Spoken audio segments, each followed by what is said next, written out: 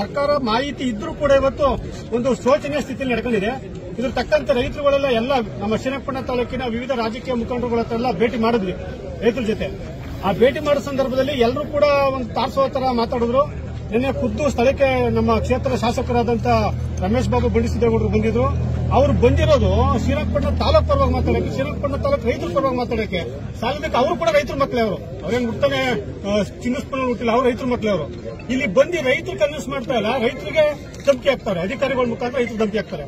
ನಾವು ಒಂದೇಳಿದಷ್ಟೇ, ನಾವೆಲ್ಲ ಸಾಮಾಜಿಕವಾಗಿ ಒಂದಷ್ಟು ಬದಲಾವಣೆ ತರಬೇಕು ಅಂದಾಗ ದಯವಿಟ್ಟು ಸಾಮಾಜಿಕ ಬದಲಾವಣೆ ತರಕ್ಕೆ ಸ್ಪಂದಿಸುವಂತ ವ್ಯಕ್ತಿಗೆ ಸ್ಪಂದಿಸಬೇಕೇ ವಿನಃ ನಮ್ಮನೆ ಮಠ ಬುಟ್ಟಿ, ನಮ್ಮ ಬಂಗ ಬುಟ್ಟಿ, ನಮ್ಮ ಕೆಲಸ ಕಾರ್ಯಗಳೆಲ್ಲ ಬುಟ್ಟಿ ಬಂದು ಅವ್ರ ಪಕ್ಕ ನಿಂತ್ಕೊಳ್ಳೋದಕ್ಕೆ ಅಂದ್ರೆ ನಮ್ ಕಷ್ಟ ಅಂದಾಗ ಒಂದಷ್ಟು ಸ್ಪಂದನೆ ನೀಡ್ಲಿ, ನಮ್ಗೊಂದು ಭರವಸೆ ಕೊಡ್ಲಿ ಅಂತ. ಆ ತರ ಒಂದು ಭರವಸೆ ಕೊಡುವಂತ ಸ್ಥಳದಲ್ಲಿ ಬಂದು ರೈತರಿಗೆ ಧಮಕಿ ಹಾಕಿ ನೆನೆ ಹೋಗಿದ್ದಾರೆ. ಇದರಿಂದ ಮನಸೋತ ರೈತರೆಲ್ಲರೂ ನೆನೆ ಕೂತಿ ಮಾತಾಡಿದ್ವಿ. ಇಲ್ಲ ಇದಕ್ಕೊಂದು ಪರಿಹಾರ ಕಂಡುಹಿಡಬೇಕು ಅಂದಾಗ ಎಲ್ಲರೂ ಕೂಡ ಒಟ್ಟು ಚರ್ಚೆ ಮಾಡಿ ಇಲ್ಲ ಕುಮಾರಸ್ವಾಮಿ ಅವರು ಭೇಟಿ ಆಗಬೇಕು ಅಂತ ಅನ್ಕೊಂಡ್ವಿ.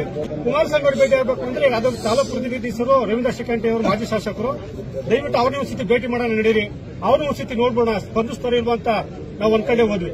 ನೆನ್ನೆ ಖುದ್ದು ಸ್ಥಳಕ್ಕೆ ಹೋದ್ವಿ. ಅವ್ರು ಮನೇಲಿದ್ರು, ಖಂಡಿತ ಎಲ್ಲ ಸ್ವಾಗತ ಮರೆಲ್ಲ ಹೇಳೋದು ವಿಚಾರ ಎಲ್ಲ ಕೇಳ್ತು ರೈತರ ಹತ್ರ. ಆಮೇಲೆ ಮಾಜಿ ನಮ್ಮ ಕೇಂದ್ರ ಮಂತ್ರಿಗಳಿಗೆ ಫೋನ್ ಕೂಡ ಮಾಡಿದ್ರು, ಸ್ಥಳದಲ್ಲೇ ಫೋನ್ ಮಾಡಿದ್ರು. ಅವ್ರಿಗೆ ಸ್ಟೆಂಟ್ ಹಾಕಿ 4 ವಾರ ಫುಲ್ ಬೆಡ್ ರೆಸ್ಟ್ ಅಲ್ಲಿ ಇದ್ದಾರಂತೆ. ಅಂತದ್ರಲ್ಲೂ ಕೂಡ ತುಂಬಾ ಚೆನ್ನಾಗಿ ಮಾತಾಡಿದ್ರು. ಬರೀ ರೈತರ ಹತ್ರ ಮಾತಾಡ್ತೀನಿ ಅಂತ ಹೇಳಿದ್ರು. ಮಾಜಿ ಶಾಸಕರು ಕೇಳಿದ್ರು, ನಿಮ್ ಪರ್ಮಿಷನ್ ಇದ್ರೆ ನಾನು ದಯವಿಟ್ಟು ಫೋನ್ ಕೊಡ್ತೀನಿ, ರೈತರುಗಳು ತುಂಬಾ ನಿಮ್ಮ ಹತ್ರ ಅಳುವಳಿಕೆ ಅವ್ರ ಅಂತ ಸ್ಥಿತಿನೂ ಕೂಡ ಕೊಡಿ ಮಾತಾಡ್ತೀನಿ ಅಂತ ಹೇಳಿದ್ರು. 3-4 ಜನ ರೈತರು ಮಾತಾಡಿದ್ವಿ. ಅವ್ರು ಒಂದೇ ಒಂದು ಮಾತು ಹೇಳಿದ್ರು, ಬ್ರದರ್ ನಾವಿದ್ದೀವಿ, ನಾವು ಮಾಡಿಸ್ಕೊಡ್ತೀವಿ ಬಿಡಿ, ನಮ್ಮ ರವೀಂದ್ರಗಳಿಗೆಲ್ಲ ಹೇಳ್ತೀನಿ ಅಂತ ಅಂದ್ರು.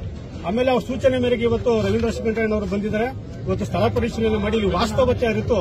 ಜೊತೆಗೆ ಇನ್ನೊಂದೇನಪ್ಪ ಅಂದ್ರೆ, ಒಬ್ಬ ನಾಯಕ ಆದನು ಜನಸಾಮಾನ್ಯರ ಸಮಸ್ಯೆಗೆ ಸ್ಪಂದಿಸ್ತೀನಿ ಅಂತ ಗುಣ ಇರಬೇಕಾದನು ಒಂದು ಮಾತಾಡಿದ್ರು. ನೋಡಿ, ಇದ್ರಲ್ಲಿ ಪಕ್ಷ ಭೇದ ಮಾಡಬೇಡಿ, ಯಾರ್ಯಾರು ರೈತರು ಜಮೀನು ಆಗುತ್ತೆ ಎಲ್ರಿಗೂ ಬರೆಯಲಿ, ಇದರಲ್ಲಿ ಯಾರ್ಯಾರು ಯಾವ್ದಾರ ರಾಜಕೀಯ ಬೇಡ, ಅವ್ರ ಸಮಸ್ಯೆಗೆ ಸ್ಪಂದಿಸದ ಅಂತ ಹೇಳಿದ್ರು. ಈ ರಾಜಕೀಯ ಬೇಕಾದ್ರೆ ಶ್ರೀರಂಗಪಟ್ಟಣದಲ್ಲಿ